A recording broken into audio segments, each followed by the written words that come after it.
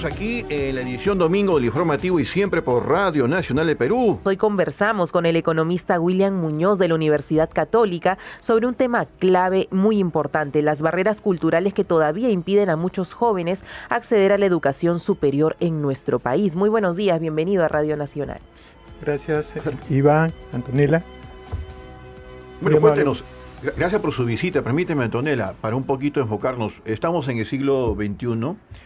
Ya en la cuarta parte del siglo XXI, pero a mediados del siglo XX, acceder a la carrera universitaria era casi un privilegio, por costumbre cultural, tradicional, histórica, presupuesto económico, en fin, inclusive muchos padres de familia, primera mitad del siglo XX no habían acabado el colegio. Ya ha pasado casi un siglo, pero aún se mantienen estas barreras culturales, ¿no? Así es, profesor Muñoz, para comenzar esta entrevista, ¿qué podemos entender exactamente por barreras culturales en el acceso a la educación superior?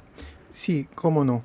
En particular, los hijos de padres que han seguido estudios profesionales tienen 3 veces más probabilidades de acceso y culminar la educación superior que los hijos de padres que no concluyeron o no tuvieron acceso a la educación superior.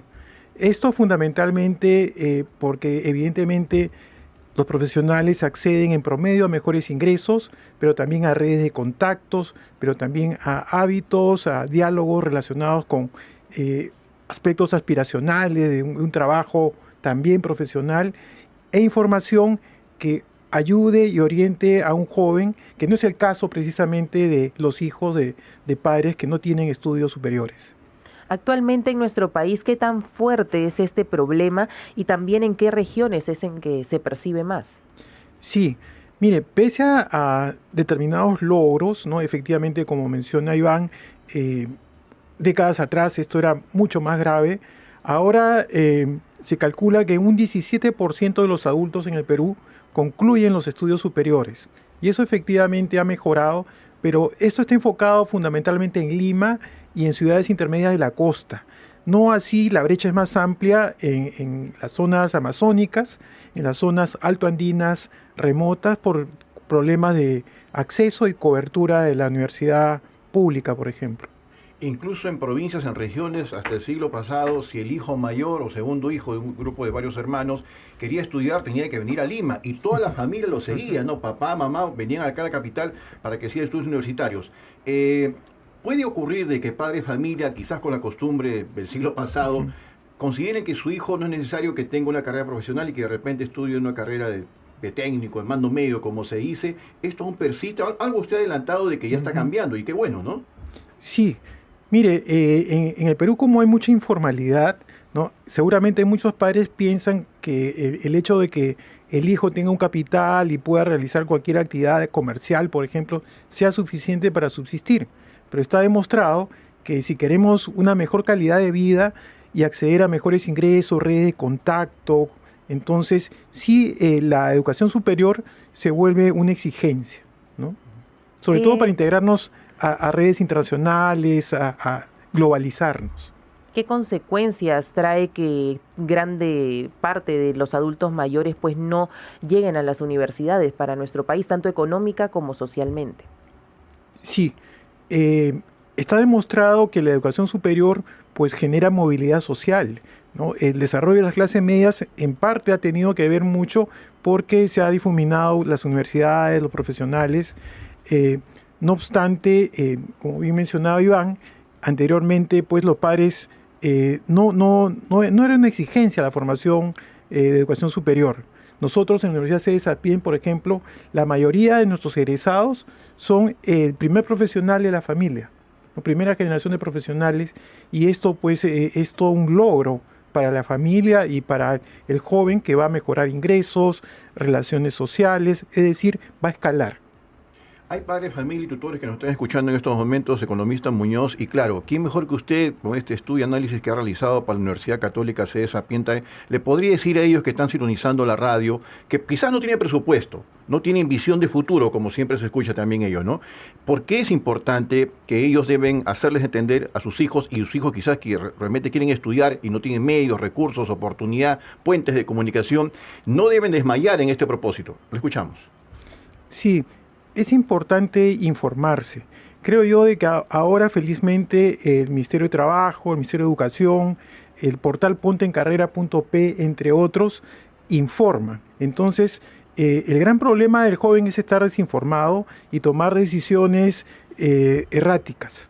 Ahora lo importante y lo fundamental es entender qué oportunidades laborales puedo yo tener si estudio determinada formación técnica o universitaria, y para eso, si tengo las condiciones, por ejemplo, si domino algo de matemáticas, si conozco algo de idiomas, todo esto va a influir en el perfil profesional que yo quiero desarrollar para luego emplearme y tener éxito en el mercado laboral.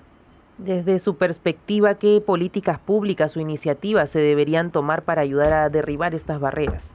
Sí, creo que el gobierno ha dado unos primeros pasos. Por ejemplo, Beca 18. Beca 18 abre las puertas y muchos jóvenes que tenían limitaciones, sobre todo económicas, están accediendo y por ejemplo, estos colegios COAR también están demostrando que un joven con apoyo, con acompañamiento y con recursos, los temas de orígenes y de niveles socioeconómicos no son tan irrelevantes. También están los aspectos de género, porque está demostrado que la mujer, pese a que tiene menos deserción en la educación superior que el hombre, cuando egresa, lamentablemente tiene un 14% menos de ingresos promedios que los varones. Entonces es un tema que también tiene que ser monitoreado y tienen que diseñarse políticas para corregir esto. Está el tema de los que tienen limitaciones físicas, ¿no? Esto también tiene que la política existe, pero tiene que ser más agresiva y tiene que ser dotada de más recursos. Finalmente,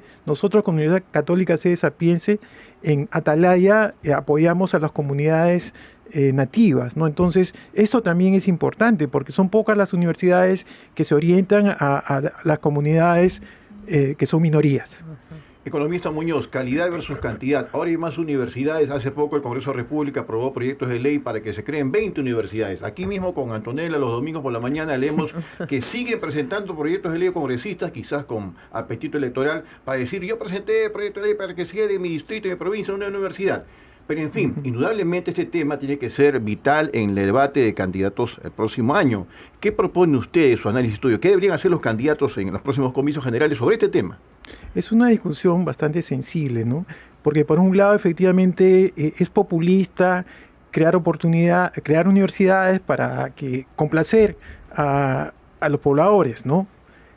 Pero para mí también eso funcionaría si es que en paralelo se genera un monitoreo, un acompañamiento, porque es complicado, nosotros lo vivimos porque tenemos filiales en provincias, es complicado, por ejemplo, encontrar buenos docentes, no es complicado que hayan laboratorios, es complicado la relación con el sector productivo, porque tú no solamente formas, sino que tienes que emplear, porque el profesional, el egresado, tiene que acceder a un puesto de profesional, no a un puesto de auxiliar, ¿no? Entonces, todos estos elementos tienen que formar parte del diseño, del acompañamiento institucional, ¿no? La universidad, por supuesto, pero también el ministerio, también SUNEDU, que deben contar con recursos, con especialistas y con una estrategia a efecto de que,